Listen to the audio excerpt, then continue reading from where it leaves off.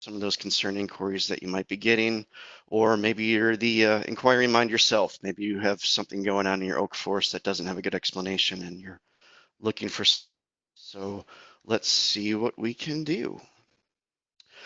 Oak decline is a widely distributed disease complex in the eastern U.S. that results from an interacting set of factors and stress agents. Episodes of oak decline have been observed periodically over the last 2 centuries in nearly every state in the central hardwood region and our west. And interestingly, decline of oak species has also been reported and is being studied in portions of Europe and Asia as well. Though that's beyond the scope of this presentation. Oak decline has had a particularly dramatic impact in the central hardwood region of North America, where it has been reported since the mid-1800s. But in all likelihood, this disease has been shaping the oak population in the eastern U.S. since oaks first arrived in the region.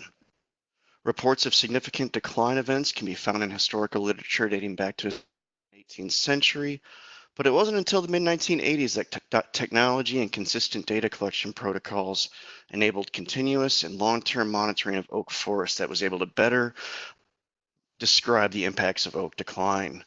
Particularly notable concentrations of severe oak decline episodes have been reported in the Appalachian and Ozark mountain regions from the 1950s through the early 2000s, with scattered reports continuing to surface throughout the eastern U.S. to this day.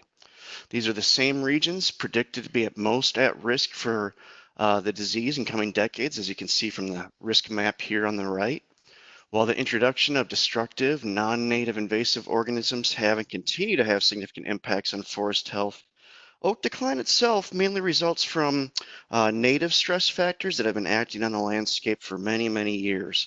But as I will discuss shortly, it may be intensifying as the result of current and historical land management, as well as changing climate.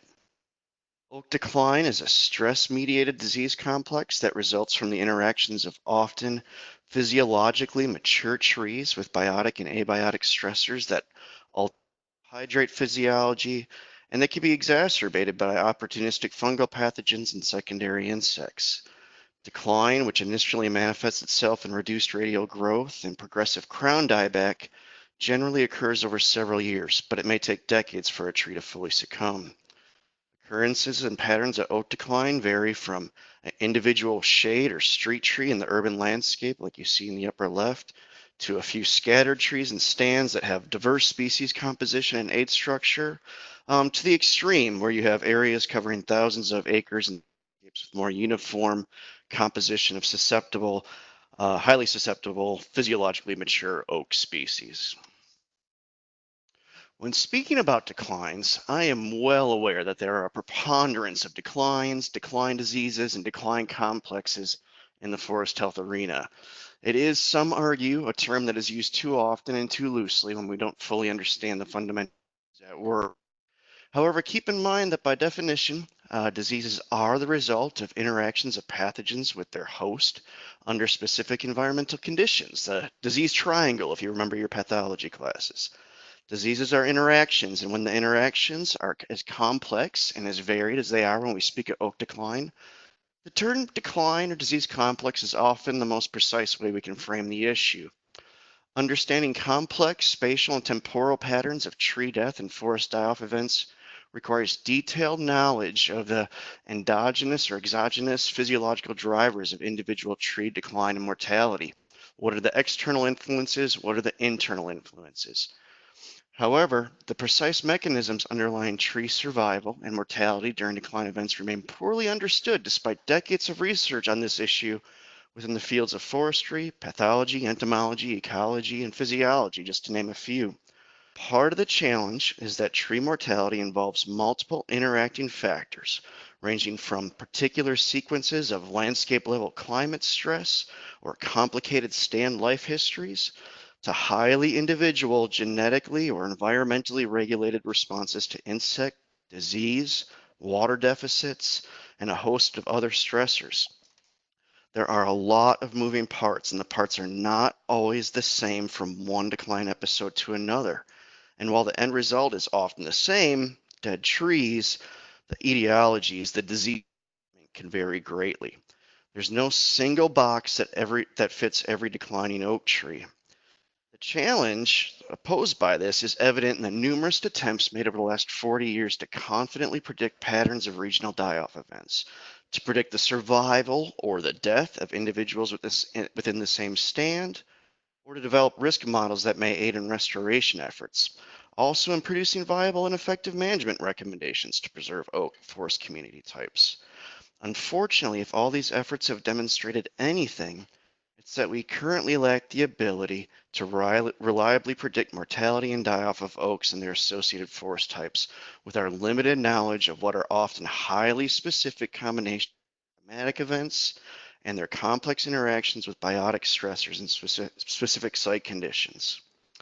Though a complete framework for doing so remains elusive, I'll overview the complex factors that drive oak decline, with a particular emphasis on the role disturbance regimes such as drought play in shaping our oak forest communities. In North America, oak forest types currently dominate the central hardwood region, with over a third of the basal area in these areas being comprised of oak species, and in certain areas, Midwest and Appalachian mountains on average, with even higher percentages occurring in the Ozark and the Boston Mountains. There is no doubt that contemporary forest composition and structure are the result of prevalent forest disturbances over the past 2 centuries. In particular, human interventions and preferences have, intentionally or unintentionally, either significantly favored or in some cases disfavored oak populations, giving rise to the oak-dominated forests that we see in this region today. The first humans who arrived in the region undoubtedly used fire to create desirable forest structures around their settlements and in hunting lands, and this use of fire certainly favored species well adapted to fire, such as American chestnut and pines, but also oaks. Chestnut blight, first discovered in New York in 1904, functionally extirpated American chestnut throughout its range, and that fact, in combination with massive clear-cutting operations around the turn of the 20th century, created a situation in which shade-tolerant oaks, which could resprout readily by utilizing below-ground carbohydrate reserves, to establish and eventually dominate much of the region's forest lands. Today, oak cohorts 80 to 120 years old dominate the central hardwood region and other locales in the eastern U.S., but with nearly a century of widespread fire suppression and management practices that have resulted in what have been termed forest mesification, younger oak cohorts are largely lacking. In essence, we have an abundance of relatively even-aged oak stands that in many cases are reaching physiological maturity, occurring on sites not necessarily best suited for oak species. And this is an important point. In the eastern U.S., we are far from within the range of historical variability due to significant human-mediated disturbance.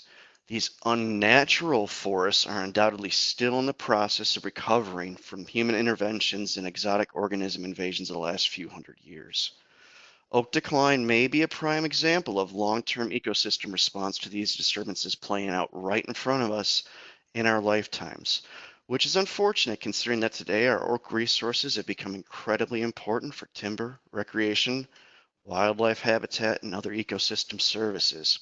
It's problematic from a management standpoint, and then when trying to choose a proper natural reference condition upon which to base best management practices, today our only viable choices are those that have been drastically shaped by humans. A return to the natural state, from a historical standpoint anyway at this point, is arguably impossible.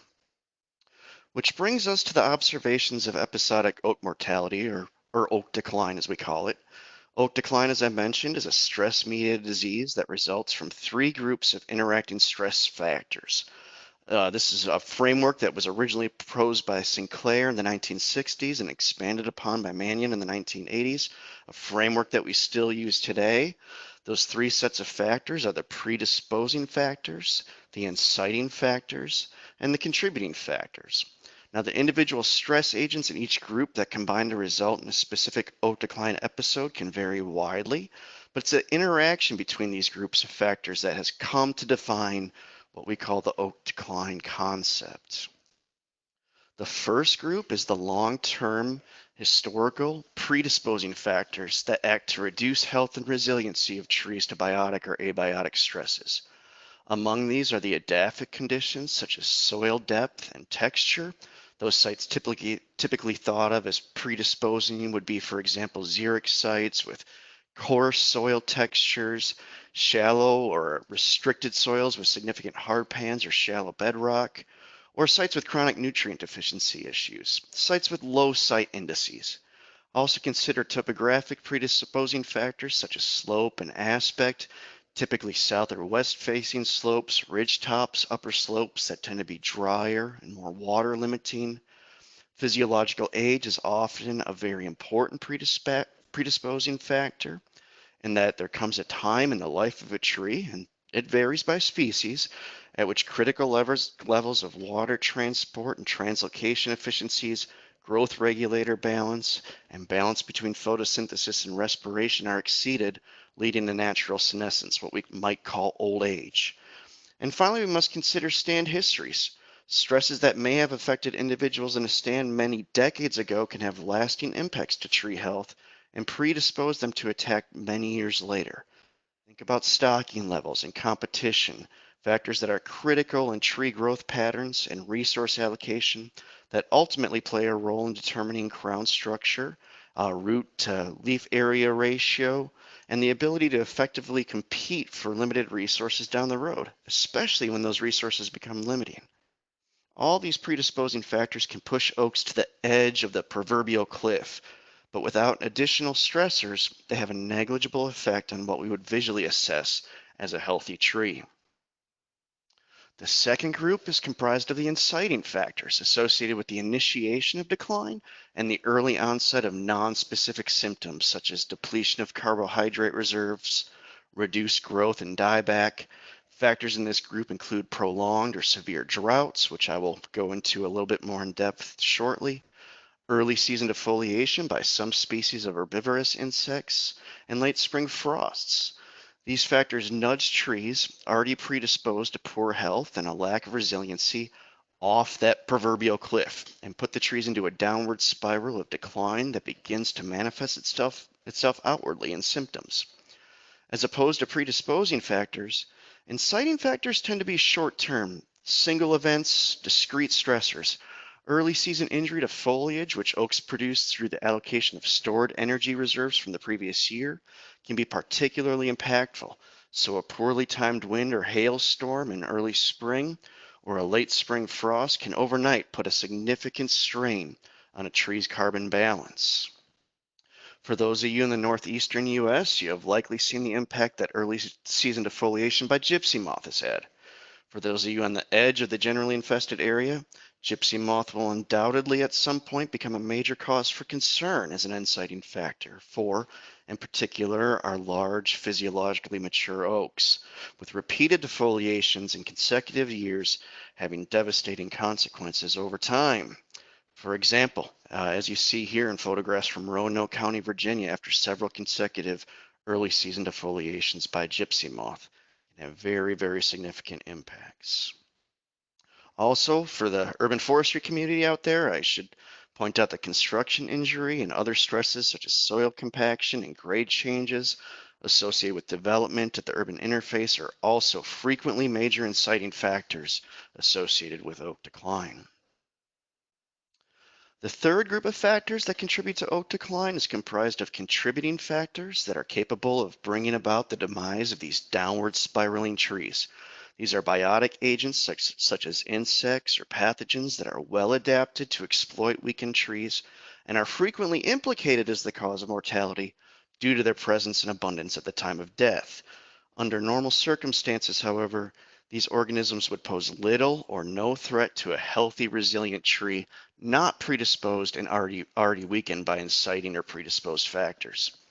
The most commonly implicated contributing factors involved in the final stages of oak decline are armillaria root disease and hypoxylin canker, which are caused by common facultative parasites in natural ecosystems, but they can become more aggressive pathogens causing root disease or stem cankers like you see in the first two pictures here, and weakened hosts.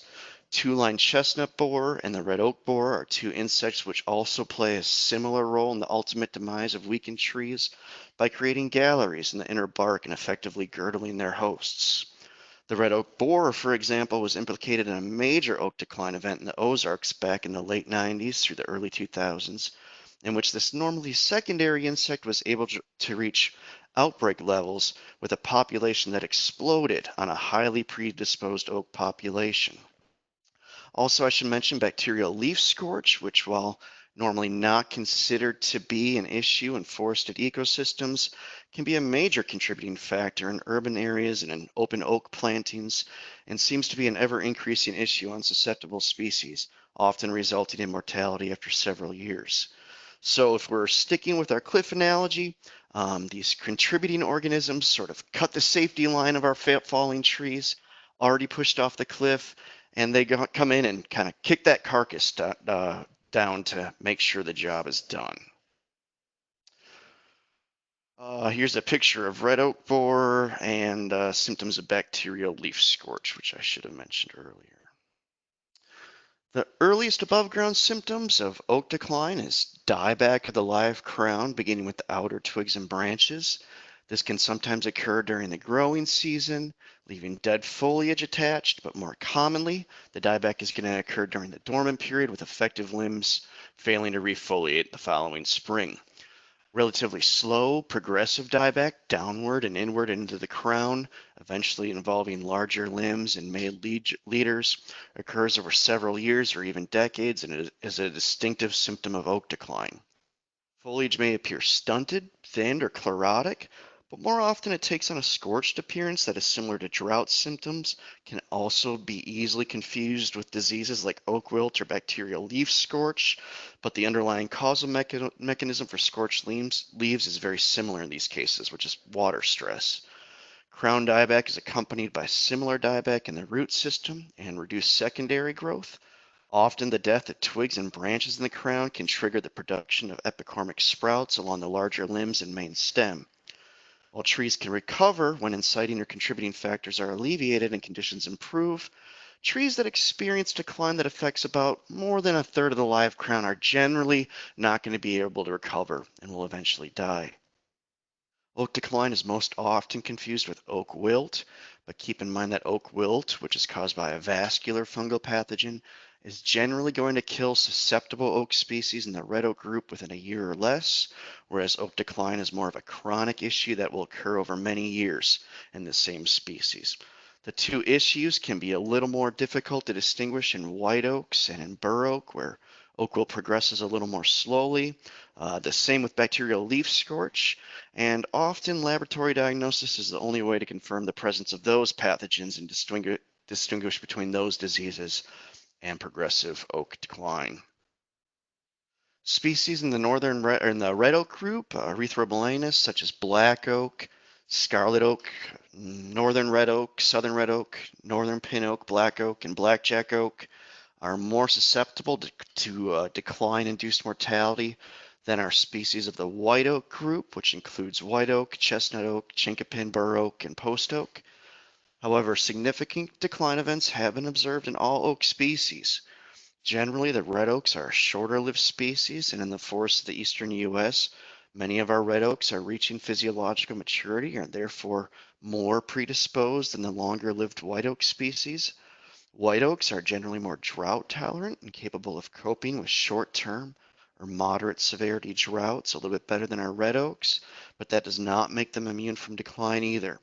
I have personally noted that white oaks seem to be highly sensitive to root injury and stress related to grade changes and soil compaction, perhaps even more so than red oaks.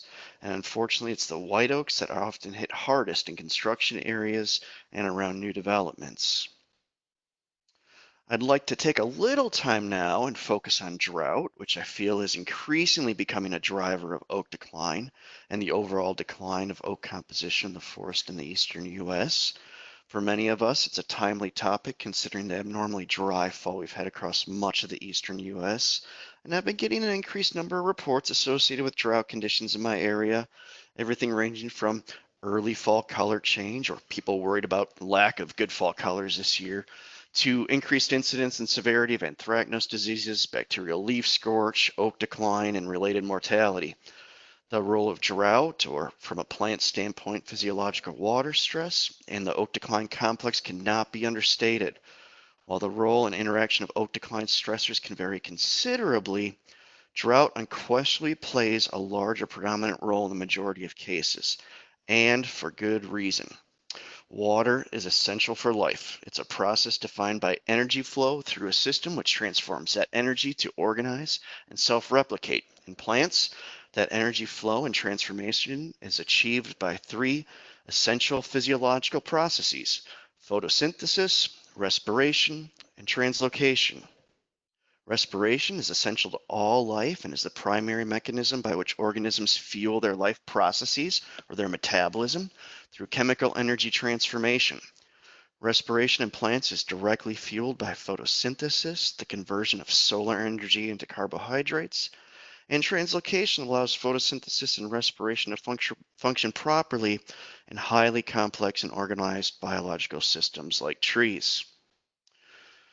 Through the interaction of photosynthesis, respiration, and translocation, all fueled or mediated by water, plants carry out essential life functions in general priority order, including the maintenance of living tissues, metabolism, production of fine roots, flower and seed production, primary growth, which is tissue elongation, and secondary growth, which is diameter growth.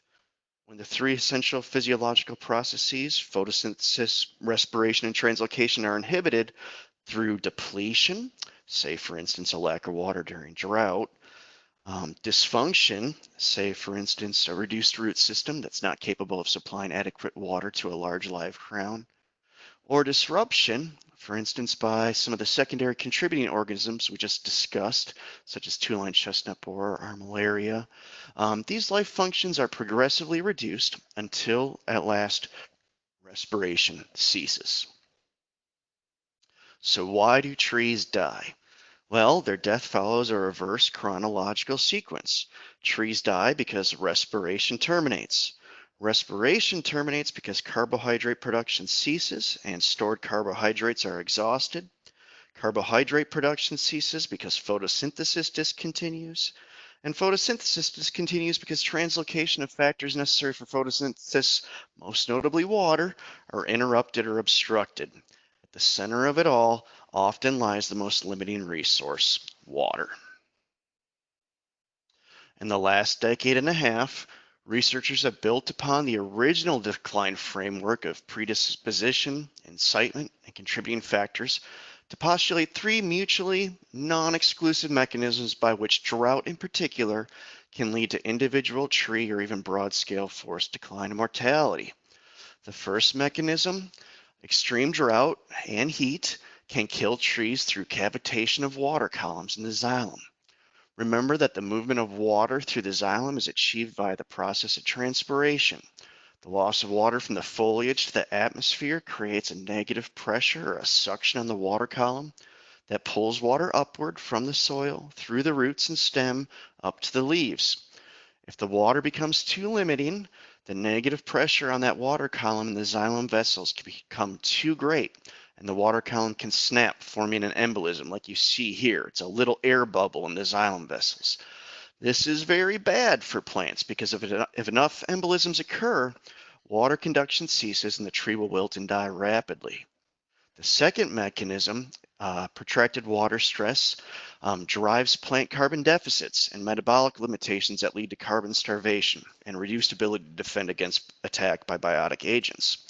When our oaks become water stressed, they respond by closing their stomates. The stomates are those little pores in the leaf surface where water loss mainly occurs. And they do this to regulate the negative pressure on the water column and prevent embolism formation that we just talked about. But when they close the stomates, they also reduce their ability to uptake carbon dioxide, which is essential for photosynthesis. So while trees are busy protecting against water shortages, they are also essentially starving themselves of carbon production. And the third mechanism, extended periods of warmth during drought conditions can drive increased populations of biotic agents, such as some of the insects and pathogens we just talked about, allowing them to overwhelm their already stressed host. While there's a substantial accumulation to support these three hypotheses, and they have generally garnered considerable support in the scientific community, our physiological knowledge remains inadequate for confidently predicting patterns of regional die-off due to these mechanisms, as well as the variation in survival of individual trees within the same stand due to these different mortality mechanisms. The degree to which trees regulate water loss during drought may explain patterns of carbohydrate production and allocation, and subsequent susceptibility to drought or biotic attack. A continuum of stomatal responses to drought exists from drought avoidance, which is known as isohydry, in which stomata close at some sort of threshold water potential to minimize further transpiration, water loss, or they can have drought tolerance or anisohydry, in which stomatal closure is less severe and transpiration continues at relatively high rates during times of water stress. The isohydric response protects trees from cavitation through avoidance of severely low water potentials, but it can lead to carbon starvation as stomatal closure shuts down photosynthesis while respiration costs continue to deplete carbon stores. The anisohydric response can allow continued carbon gain through maintaining open stomata even during times of water stress, but these plants are at greater risk of cavitation, which might outrightly kill those trees directly. Now, a given tree species is generally not going to be strictly isohydric or anisohydric. They're going to fall somewhere in a continuum of these two evolutionary approaches to dealing with water stress. But our oaks tend to fall more on the isohydric side of the scale. So they're relatively good at surviving short-term or even short-term severe droughts. Stomatal regulation is going to reduce the risk of cavitation. But they are highly susceptible to carbon starvation when even moderate droughts go on and on for long periods of time. A third potential mechanism, which all trees must contend with, is cellular metabolism limitation during low plant tissue water potentials, which constrain the production of carbohydrates, resins, and other secondary metabolites necessary for plant defense against biotic attack. Therefore, a likely sequence for isohydric species such as declining oak that is consistent with the decline cascade and supported by observations during numerous decline events over the last 40 years is that drought-stressed trees starve for carbon, and perhaps exacerbated by predisposing factors, this results in reduced growth, leading to a spiraling feedback loop of further reduction in photosynthesis and the depletion of carbon reserves. Eventually, the tree can no longer mount defense responses and it becomes susceptible to insect and pathogen attack. Secondary fungi can colonize and occlude sapwood and functionally degrade the root system. Secondary insects can come in and girdle the vascular system, causing transpiration to cease and the photosynthesis, translocation, respiration. With the exception of information for a few tree species, there is surprisingly little species-specific knowledge right now of the regulation of xylem water potential in some of our tree species. Therefore, placing an individual species on a continuum of isohydry versus anisohydry is difficult, and predicting how diverse species differentially experience carbon starvation or hydraulic failure is currently impossible. But in all likelihood, the differences in which species respond to drought and water deficits are major determinants of the long-term survival and selection in our forest population. In addition to individual responses to drought are governed by a variety of compounding factors unique to each individual. For instance, I'm going to throw out some examples here. Some studies have found that rapid growth rate early in life can give an individual a competitive advantage in the canopy. We're all familiar with that concept, allowing it to accumulate more resources and generate more carbon reserves than its neighbors that are more slow growing. However, other studies have demonstrated that slower growing individuals tend to allocate more resources to storage and defense and have a higher root to leaf area ratio, allowing for greater resiliency to drought and other severe stressors. So which individual is going to be better suited for drought? Or which one will be more susceptible to decline? Here's another example. Individuals that have produce abundant early wood with large vessel elements in that early wood are capable of translocating greater quantities of water and hence have more photosynthetic capacity during times of adequate water supply. But those same early wood vessels are the most prone to cavitation in times of drought, and their failure can leave trees incapacitated if and until a new growth ring can be regenerated. So which is the best approach? Or, in some instances, back-to-back droughts have been observed to be responsible for the ultimate demise of trees that have not had adequate time to recover carbon stores. Complete recovery is thought to take years, sometimes even decades following a severe long-term drought. While trees that enter a severe drought may not demonstrate any reduced growth at all if adequate rainfall has been supplied in previous years. But the opposite has also been observed, that trees that even enter moderate or short-term droughts can be severely impacted when those trees are on mesic sites not normally experiencing water stress conditions. In these cases, the individuals have not been hydraulically challenged or prepared for physiological water stress and have been found to have low root to leaf area ratios, high growth rates, and hydraulic architecture not suited to drought. Which trees are susceptible to decline under these circumstances? So, there are a lot of variables to account for when trying to predict how an individual tree or species will respond to decline-associated stressors. These are just some examples of how individual variation to inherent traits or exogenous influences can lead to drastically different outcomes following drought. It's therefore no wonder why a mechanistic understanding of decline-related mortality has historically been so difficult to achieve. What seems less unpredictable, however, is the future occurrence of drought. While future climate models and predictions of climate effects on the distribution of tree species are way beyond the scope of this presentation, let it be sufficient to say that most predictions of climate in the eastern U.S. do anticipate greater frequency and severities of droughts, although possibly in conjunction with greater mean annual precipitation. And increases, particularly in summer temperatures, are all but certain. This is important for several reasons. As noted, greater frequency and intensity of droughts can lead to increased carbon starvation and serve as an inciting factor for oak decline. Temperature increase by itself, however, has important implications as well. First, 1 to 6 degrees Celsius increase in temperature, which is well within the currently predicted estimates, equates to approximately a 5 to 50% increase in evapotranspiration rates during the growing season in temperate species such as oak. That equates to a lot more water being needed by these trees. Even without changes in precipitation patterns, temperature increases alone could potentially drive physiological water deficits.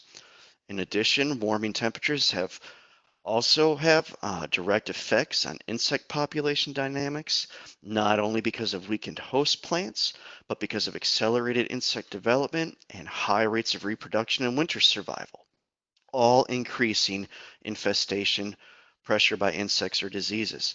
Similarly, high soil temperatures and physiological water stress in trees have been shown to be conducive to increased fungal growth rates and increased susceptibility of root systems to pathogens like armillaria. Presumably, surviving individuals will have some degree of genetic drought resistance that would be inherited by the next generation. Indeed, even in the most severe oak decline events, many individuals survive, some relatively seeming to come out of it unscathed when all metrics are examined. But the adaptation of tree species to a markedly different climate with only a 1 to a few generations per century may be too slow to successfully respond to the rapid present predicted rate of climate change. Much work has been done to predict such effects on the distribution of tree species in the U.S. in response to various climate change models. For instance, one shown here from a publication put out earlier this year by Iverson et al. For many of the important tree species in the eastern U.S. While the potential exists for increased suitable host ranges under many scenarios for some species, will the capacity for the population to adapt and migrate say northward or eastward, for instance, be sufficient under rapidly changing climate conditions? And what will be left in the wake of such rapid change? In addition, anthropogenic influences driving mesification in the region, for instance, fire exclusion and management practices that favor denser stands with smaller diameter trees, are not conducive to oak reproduction, further inhibiting the population's ability to respond. Perhaps management regimes that favor more drought-tolerant species and individuals in combination with prescriptions that promote advanced oak regeneration are at least one part of the solution to the oak decline dilemma. And what about other solutions? Well, there's no easy answer. As I mentioned previously, there have been efforts to develop risk rating systems and management recommendations based on the latest science and long-term monitoring of oak populations, but these are not one-size-fits-all solutions. Risk rating systems and management recommendations need to be developed at regional, sub-regional, or even local levels to account for all of the variables we have discussed here today. A risk gradient system and management recommendations developed in Virginia, for instance, where gypsy moth is present and can have significant impacts on tree health and must be accounted for, will hardly apply to me here in North Carolina, just a little bit to the south where gypsy moth has yet to gain a significant foothold. There are a number of very good local oak decline management guidelines and even some good risk rating systems, so I encourage you to seek out those references wherever you may be. The species composition of declining stands is likely to shift away from generally fast-growing, shorter-lived red oak species to the less affected, slower-growing white oak group. This may not be a problem in stands where adequate stocking of white oaks is present, but where that is not the case, other potentially less desirable species are going to increase with accompanying reductions in oak timber or wildlife habitat, for instance. Severe decline can make the decision to carry a stand or to go ahead and regenerate the stand to something else is a difficult one. If generation is delayed too long, affected stands may lose the capacity to develop advanced oak regeneration, and undesirable species may outcompete any oak reproduction that is already present. Under these circumstances, the decision must be made whether or not to control the future composition of the stand, perhaps supplementing natural reproduction, or even shifting away from decline-prone species to other hardwoods, or in some instances, converting the sites to pine. In stands where decline is present but not severe, remedial treatments have been attempted with mixed results. Partial cuttings or thinnings, particularly in young stands, can be beneficial in preventing future losses by maintaining or increasing stand vigor and controlling species composition, stocking levels, and competition. Such cuttings may even also begin the process of developing uneven-aged stands from an even-aged one, resulting in conditions where decline impacts may be less severe if decline does occur, and increasing forest resilience. But there are also many instances where partial cuttings have contributed to increased decline severity associated with increased disease pressure from armillaria, which capitalizes on stumped root systems and damaged residual trees, and also changes to the soil moisture regime due to soil compaction and heating of the forest floor post-thinning operations. So there's no easy answers. For the urban forestry audience, proper tree care is obviously essential, but in light of a changing climate, we will all certainly be facing increased challenges. The answer may lie in new forest management strategies, but in the end, the disturbance regimes of the distant past and those of the future will likely decide the winners and losers. I could end by saying, of course, that more research is needed, but I think I have gone on long enough, and I want to thank you all for your participation. I hope you found this interesting, or at the very least, a good refresher on the topic. And with that, I can try to take any questions that you may have. Thank you very much. So much, Dr. Blaedow. That was an excellent presentation. I know I had a great deal of confusion surrounding the area of oak decline, and you definitely helped clear up a lot of questions for me today. We did get quite a few questions pour in, so if we can keep you for just 10 or 15 additional minutes, do you think you can stick with us and try and wade through some of these with us? Yes, I can. Okay, awesome. And to the audience, I'll try and keep up with any additional questions that you want to enter now. If there's something that you forgot to add, please just send it into my chat box and we will address it as they come in. Right. So the first question is, and I think you sort of touched on this just as you were concluding, but it doesn't hurt to go over it again. Is forest thinning generally seen as an advisable response to deter spread of fungal pathogens? Um, Deterrence, probably not so much, with the exception, as I mentioned, of really just reducing that competition and allowing more resources to be available for the remaining population. Having more resources available is going to allow trees to have a better carbon balance and allocate more resources to defense against pathogens. But as I also mentioned, there's been a lot of observations of disease issues following thinning observations, a lot of armillaria, root disease issues or two-line chestnut borer coming in, capitalizing on those remaining root systems and disease pressure building up. Also, if there's a lot of slash laying on the ground, things like that, you get that insect buildup of insect populations. So it really is mixed. I would recommend taking into account your local factors, local variables that you might want to take into account. Also avoiding times of drought stress that can be hard to predict, but there is no easy answer and there is no straightforward guideline. I don't want to say the wrong thing for one circumstance that might not be applicable to another. Stan, no, that was very well spoken. Thank you. Do you see oak decline being an event in the western United States?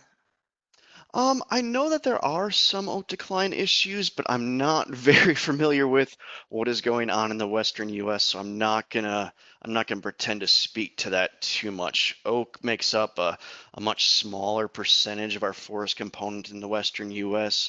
I know there are forest health issues with Western oak species, but that's sort of beyond the scope of this presentation, and what I've talked about here doesn't really apply to those Western species.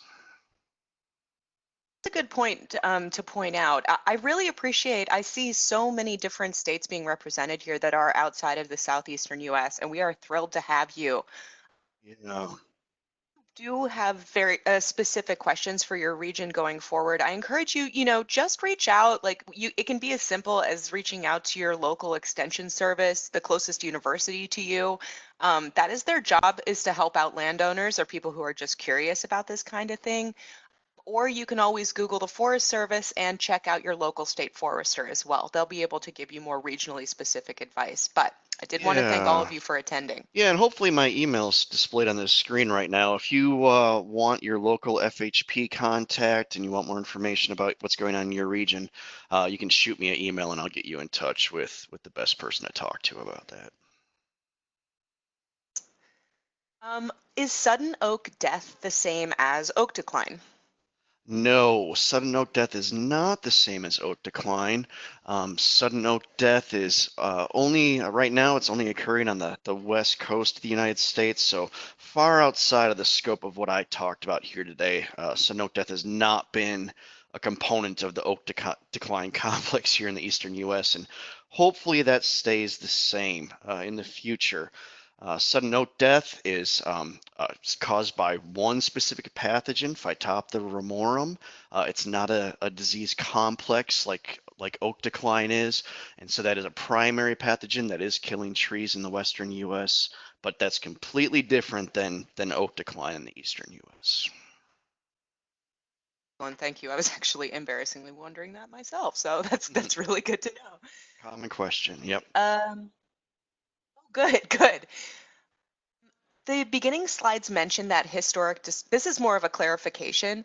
Mhm. The beginning slides mentioned that historic disturbances like logging, chestnut blight, and fire suppression, all of these sort of human influence activities caused what we have wound up with, which is oak dominated forests. Is that correct? Yes. Really fascinating. All right, so this one's kind of long and it's a little bit specific, and it is based out of Texas. So I'm not sure if you can answer it, but we'll go ahead and present it and move it from there. All right. So this gentleman says, I live in an oak wilt center in Central Texas, and he wanted to. I assume it is a type of decline, but some oaks are dying now in drought without oak wilt symptoms. Mhm.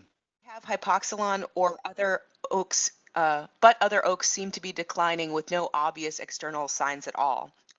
Basically, how to tell the difference if you do have oak decline or if it's something else to worry about. So how to tell the difference between oak decline and oak wilt. I touched on it a little bit, but I can go a little bit more in depth on that. I'm assuming in Texas he's dealing with live oak species. I'm not sure about that. Um, the easiest way to tell, of course, Oh, is yeah. yeah, go ahead. Sorry, he did clarify. He Yeah. says post, blackjack, Texas red, and live Oh, oaks. okay. All right. So you're kind of all over the map. Well, there's a couple important differences in the red oak species that you're looking at. One important thing to look for, the difference between oak wilt and oak decline. If the leaves are being shed from the tree rapidly, if you're seeing both brown leaves and partially brown leaves and even green leaves falling off the tree, that's a pretty good indicator of oak wilt. You don't typically see that in oak decline. Also, if you cut into the bark of the tree and look at the outer sapwood, sometimes you'll see a vascular discoloration, sort of a black streaking in the outer sapwood in oak wilt affected trees. You're not going to see that in oak decline.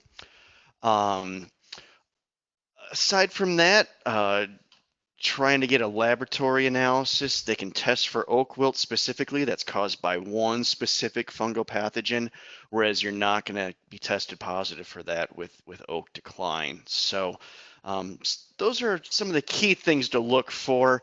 But keep in mind that in your red oak species, if the trees are going from healthy to dead in a year or less, that's going to be oak wilt. If the trees are sort of dying progressively over many years, that's going to be oak decline. Oak wilt's not going to take several years to kill those highly susceptible oak species that I mentioned. Oh, that is so well put. Thank you. Mhm. Thank you. I was wondering the same thing. I think that now this follow up is sort of just going to be a clarification because I believe you just sort of answered this, but this is from another region on the coastal plain. We've been seeing a lot of oaks that are dying rapidly rather than slowly. In Mhm. many cases, a fully leafed out tree started to show some leaf scorching, and then the entire leaf canopy dried out, and the tree died over the course of several weeks. Mhm. They said, other than flooding damage last year, followed by drought stress, are there any other suggestions as to what are going on? So that sounds like that isn't Yeah. oak decline. Is that correct? Well, I mean, it could fall within the purview of oak decline, certainly. But the questioner sort of answered their own question. He said, aside from drought and flooding, which I'm assuming they have had, and that's what they're seeing in the trees. I think we're attributing a lot of the decline that we're seeing on the coastal plain and some of the oaks due to that. Another thing that I've seen a lot of this year, and I should just mention this, and I sort of touched on it in the presentation. I'm seeing pretty severe bacterial leaf scorch symptoms. Bacterial leaf scorch is a disease caused by a bacteria, Xylella fastidiosa. Generally, it's not going to be a problem in forested settings, but on open grown trees, field edges, shade trees, yard trees, those sorts of things, this can be a pretty significant problem. Um, uh, Bacterial leaf scorch, like oak decline, usually takes years to effectively kill a tree. You're going to see the same sort of general dieback progressively over many years. But if the trees become really stressed, it is possible that bacterial leaf scorch could really explode and sort of take down an already stressed tree. And that may account for why you see a tree sort of leaf out, look pretty good this spring, and by the end of the year, be looking pretty ratty or even dead. So that is one other possibility. I'm not going to try to diagnose the tree over my headset here, but that's another thing to look for. So, Okay, that's and great. bacterial leaf Thank you. scorch, it can be kind of difficult to diagnose based on symptoms alone, and that would be another one where you'd want to get laboratory confirmation on that. So, Okay, that's a good specification that that's a resource too. Sometimes if you're completely at a loss, that may be the only an absolute answer. Um, is oak decline isolated to mature oak? No, that's a very good question. That mature oak, physiologically mature oak, tends to be much more susceptible. But um, in various oak decline episodes, particularly in the Ozarks, also in the Southern Alps, but in the Central Alps as well, and even in the Upper Midwest, there have been oak decline episodes where even younger trees have declined as well. So it's not a solid, steadfast rule, but sort of looking at the overarching structure of oak decline over the last century or so, especially the last 40 years, being an older tree is definitely going to make you more susceptible than a healthy, young, vigorous tree. I've been monitoring a site just about an hour here from my office. It's a little valley in the mountains where all the northern red oak are declining. And there, it's all age classes. It's everything from trees that are 100 years old to trees that are 30 or 40 years old. I think they've been getting hit by some late spring frosts and some reoccurring droughts. And regardless of age, they're all showing the same sort of decline symptoms. And so, yeah, all age classes can be susceptible. Excellent. Let's see. Um, yeah, this was an interesting question. Do we see widespread decline due to compounding factors in other genre of trees? For example, do we see this decline issue within Betula or Acer? Um, that's a good question. Yeah, I think that I don't think that in the species it's been termed, framed in the same sort of comprehensive framework as oak decline has. But keep in mind what I talked about with oak decline could also apply to other tree species. It's not unique to oak. So we have talked about declining maples or declining birch, declining hickory, for instance, is another one that I've seen out there. The factors are the same. The causal agents might be a little bit different in terms of those contributing factors I talked about. You might have some different insect or disease components contributing to the downfall of those species. But in general, the predisposing or inciting factors are going to be the same. So yeah, decline complexes can occur in other tree species as well. Sure, sure. Okay. Okay, I think you answered this broadly in the conclusion of your presentation, but someone would like to know what would be your top advice for an urban forest manager with a large population of mature oaks that are beginning to see decline? Mm, yeah, that's a tough one. I stress proper tree care, of course. It's not practical to go ahead and water all of these trees, but I'm sure the person who asked the question knows what the right things to be doing are. Um, on sites with highly compacted soils or some grade changes, system excavation or vertical mulching can help enhance the tree's root system, make it a little bit more vigorous, make that tree a little bit more resilient. But if the trees are already declining, I think the questioner should just keep in mind that trees do have a lifespan, and in urban areas, that lifespan is going to be shorter than it is in natural forested ecosystems.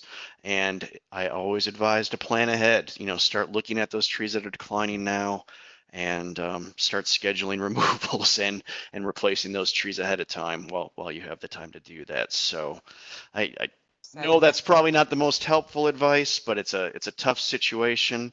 I know we deal with the same thing in a lot of our campgrounds on national forest lands. A lot of them were established in the 30s, the 40s, the 50s, and the trees in those campgrounds now are all sort of reaching physiological maturity at the same time. And we see a lot of decline on those sites, those heavily used sites.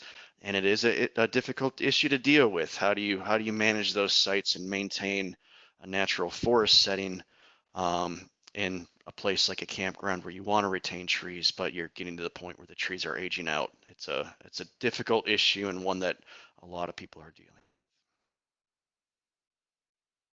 Yeah. And it's often these kinds of things are site specific, so it's difficult to give any sort of Right.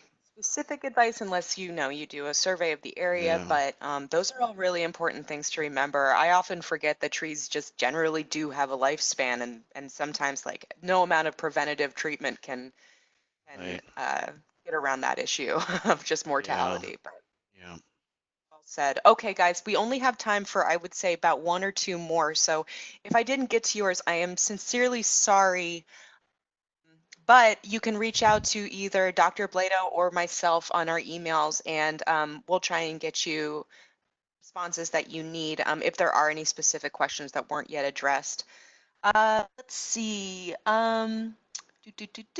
Okay, can oak decline be caused by just one factor, or does it normally need two or three of the factors to create an oak decline event? Good question. But keep in mind that oak decline is a complex of interacting factors. So if it's just caused by one factor, we're not gonna call that oak decline. We will call it mortality due to whatever that one factor is. So that's sort of the definition of, Sure. yeah, that's the definition of oak decline. It's that combination of predisposing, contributing, and inciting factors. And if you're just talking about one thing, that's not really going to fall under what we would typically call oak decline. And sort of just speaking off of that, and I don't know how much research that you've done involving oak wilt, but I've gotten a couple questions that come up that are asking what are the trends in oak wilt and how much of a threat is that posing? Is that something that folks really need to be worrying about? Um, yeah, I guess just generally, how common is it? Yeah, I am familiar with oak wilt. I actually did my PhD on the topic. I've been a little out of that arena for a couple of years now because I'm in the southeastern U.S. Not as prevalent of an issue, but certainly oak wilt is still a very hot topic in the upper Midwest, those of you in Wisconsin and Minnesota, Texas as well. You've had ongoing issues. I continue to hear of new counties where oak wilt is being found. So whether that's the range expanding or the distribution of it spreading for other reasons related to climate change or the fact that it might be a non-native pathogen. That could be as well, but it still is an important issue, one that's ongoing. And if you have any specific questions related to it, I can do my best to answer that. But yeah, it is still very much an important issue. Thank you. That's very generous. All right, everyone. I'm going to turn Dr. Blaedow loose. Thank you so much for being here. That was such an excellent presentation, and your expertise is just incredible that you were able to answer all these questions off the cuff like that. I know I appreciate you for being here, and I'm getting all kinds of positive feedback. So, on behalf Great. of our audience, we really appreciate you. Um, all right, guys, I'm going to let him go. If the rest of you have any additional questions, please don't forget to do your CEU quiz. And if you're having any sort of technical troubleshooting issues, just hit me up in the chat box here. I'm going to stick around for about 15 more minutes before we start kicking people out. All right, thank you so much again, Dr. Blaedow. We'll talk to you soon. Thanks everybody for tuning in. I appreciate it. Noon. Bye. Bye bye.